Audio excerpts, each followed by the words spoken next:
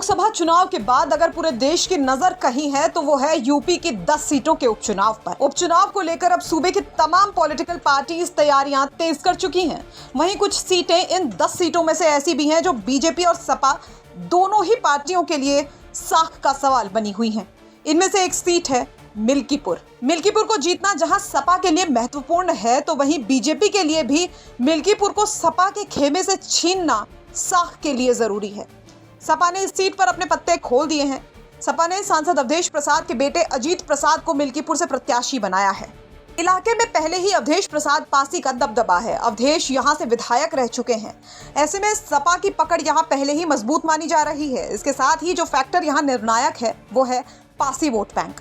पासी समुदाय की संख्या वहां काफी ज्यादा है और पासी समाज निर्णायक भूमिका में यहां है। ऐसे में सपा के द्वारा पासी कैंडिडेट को मैदान में उतारना सपा के लिए फायदेमंद दिख रहा है।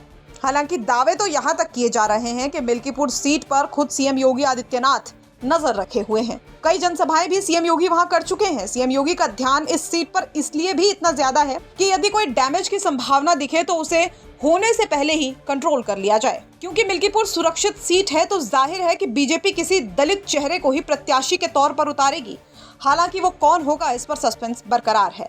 तो कुल मिलाकर मिल्कीपुर वो सीट है जिस पर सपा और बीजेपी दोनों के बीच ही रसाकशी तेज है। किसका पलड़ा भारी होगा ये देखने वाली बात होगी। वहीं ये भी देखना दिलचस्प होगा कि बीजेपी किसको मिल्कीपुर के मैदान में उतारती है। ब्यूरो रिपोर्ट, यूपी तक।